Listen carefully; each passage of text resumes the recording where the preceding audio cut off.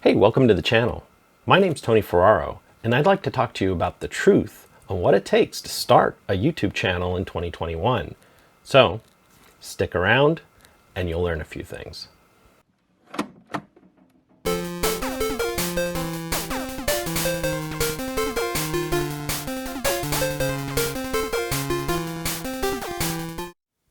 Okay, today's video is going to be a little bit of a departure from our standard video where we repair consoles or look at new video games or things of that nature.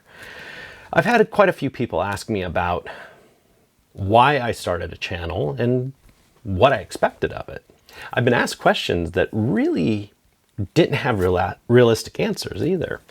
So I wanted to make this video. I've actually been wanting to do this one for a little while about what it takes to be at, well, essentially the halfway point of my first main goal. So I guess the first part we need to talk about is why I started a channel. The answer to that question is actually quite simple. I got talked into it. Previous to the COVID outbreak, I had a day job where I was a consultant, and I traveled to my customers' properties and I did work as a proper businessman. When COVID hit, the travel restrictions were all applied, plus the clients I dealt with really didn't want us there. So I started doing some odd work with the local used game stores, just because it was a hobby of mine. Also, to let you know, I kind of grew up in my grandfather's TV repair shop, and so I have prior knowledge of the types of things that I would be working on. And like I said, it was also a hobby of mine. So as I started doing a few things for Warp Zone, actually there in Greensburg, Pennsylvania, the owner of Warp Zone used to be in video production before he opened his store. And he actually talked to me about doing YouTube videos. Personally, I didn't think I would have the time or the energy to do them because honestly, they are a lot of effort, and we'll get into that. But I started looking at it from a business standpoint, and I started to see the potential of at least having a partial income by posting videos that hopefully would teach people things. And it's just like any other trade or skill. You trade your skill and your time for income. Okay, when you're starting out, you need to be realistic with your expectations. YouTube sets the goal for being monetized as a channel at 4,000 watch hours and 1,000 subscribers. This isn't necessarily an easy thing to hit, but if you look at it on the side of it's just a numbers game, then by some of the other creators' videos who are out there, trying to say how to get your subscribers and how to get your watch time, they all have one common point that is a real point, and a point that I took to heart. You need to get the videos out there, and it doesn't matter how good they are, how bad they are, really. Matter of fact, there's a few people out there that just say, make 100 bad videos just to get out there and to start putting your name out there. Personally, I didn't want to put out 100 bad videos. I've tried to make good videos from my very first one, although my first one wasn't very successful. But that also has to do with getting just views and people, and it eventually will snowball. So, be realistic with your expectations of when you are starting out. Okay, I am at about the 9-month mark, and I am a little under on my subscribers, but I'm over the halfway point with watch time. And honestly, to me, that feels pretty good. Okay, so you've decided on you're starting a channel, and you're wondering what kind of equipment to use. There's a lot of creators out there who have successful channels and use nothing more than the phone on their cell. And that will work because it's not always about using the most expensive equipment. It's about making good content. And that's the biggest part of this formula. It's not whether you can blow out the algorithm or become viral, because the reality is most of us don't become viral. You'll get excited when you get a video that gets a little traction and all of a sudden goes from a couple hundred views to a couple thousand views. So if you're thinking about it, don't sweat the details. Don't sweat needing the best high-end gear. Now, for myself, I'm using over in the studio.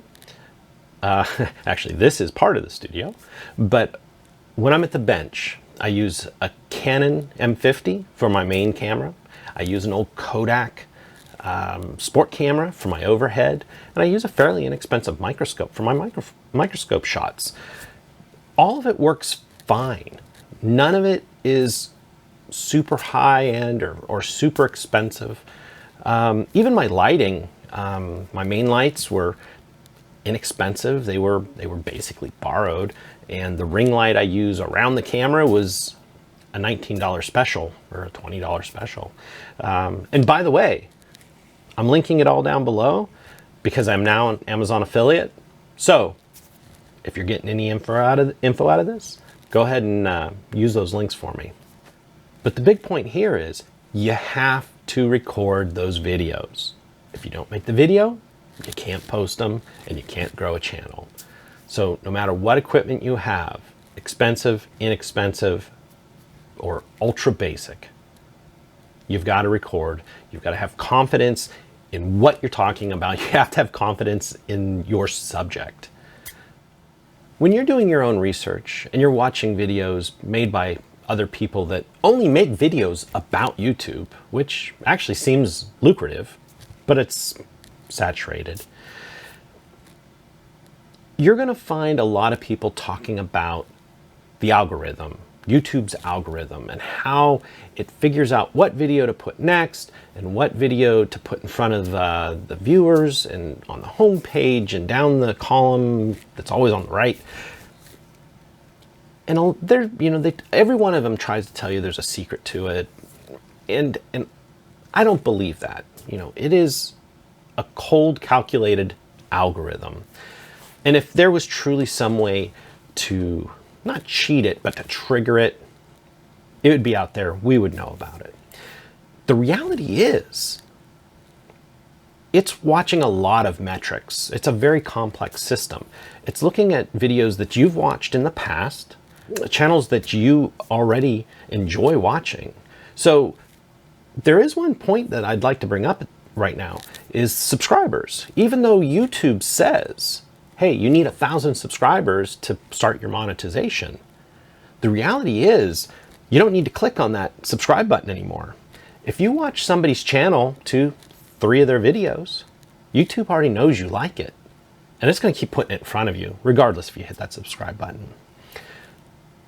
But for this video, hey, if you like it, hit the subscribe button for me because I'm trying to get monetized. But it's looking for other things. Like I said, the videos you watch, the channels you watch. It will also link the types of videos. So if you generally watch my channel with console repair, it's probably also going to put in front of you some of the other channels that do console repair or electronics repair. So there's those kinds of bits to that algorithm. The other point of the algorithm is that it does look for interactions. So, making your comments below is only half of it. But if they see that the comments are below and then you or me as the creator respond to those in some way, it helps keep feeding that algorithm because they know people are engaging, they know people like that video, and they'll keep feeding those videos out, and they feed them to new people with the impressions.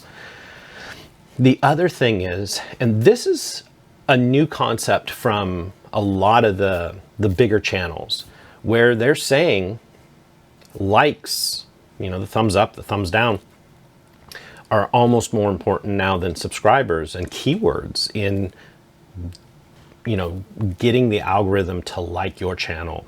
So part of this is, if you've made it this far, please hit that thumbs up button for us, because I would really like to see if that thumbs up drives this video.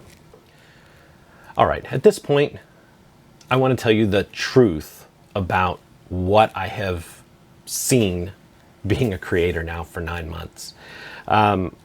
Sure, I knew that I wasn't going to be the rock superstar or, the blockbuster movie guy.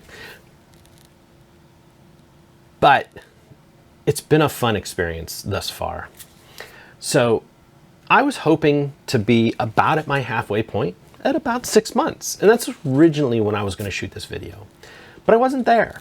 My views were still down. And probably at the 6 month mark, I might have only been at 200 subscribers. Now, as a lot of you know, that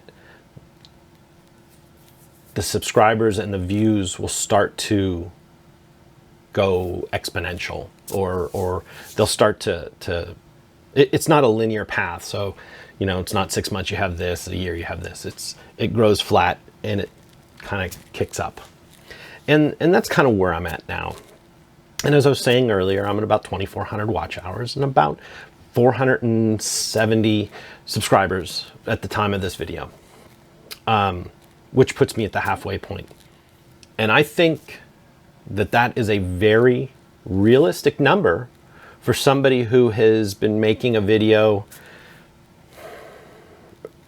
probably at about the 5 to 6 day mark on average. I did get behind when I had COVID. I was very sick. Matter of fact, I'll link it up here. And I made a strong effort trying to get back. But, it's hard to make a video every 3 or 4 days, which if you're trying to make that 100 videos in a year, it's really what you need to do.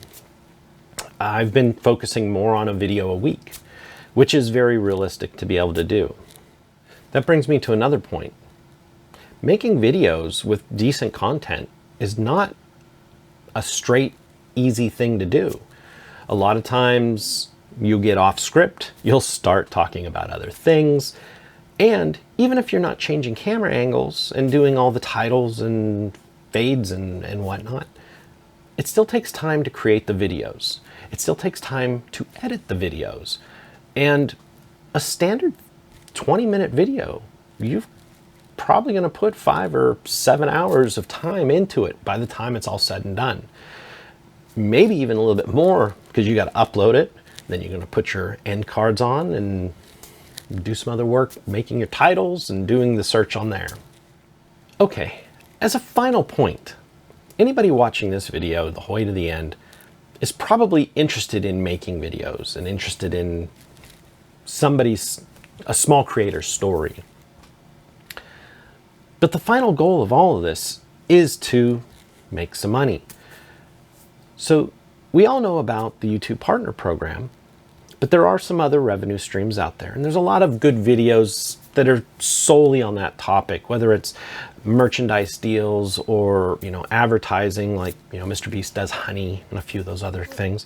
But one of them that just seems to be available is affiliate marketing. And one of the biggest and probably one of the most simple ones to join is Amazon affiliates. Now, I have just become recently an Amazon affiliate, which for a while, it was my understanding that you had to have about 500 subscribers for them to consider it. But they've changed their policies a little bit. It's not real clear cut because there's a standard affiliate and there's the influencer side of things. I think that's mostly pushed for Instagram and whatnot, but I think it also falls under YouTube. So even though I had a lot of watch hours, but I was still a little under 500, I decided to go ahead and apply. And I was approved for it just a few days ago. And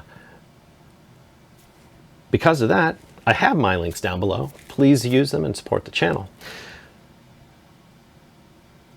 But as you'll see here, just after a day or two, I've gotten a few clicks, I've gotten a few things bought, And the nice thing about the Amazon affiliate is that when somebody uses a link that leaves a cookie in their computer, and it gives you 24 hours of anything they purchase. So as you can see in this screenshot, there are things like the DaVinci Blackmagic Design console, which is what I use for my editing, which is, matter of fact, right here.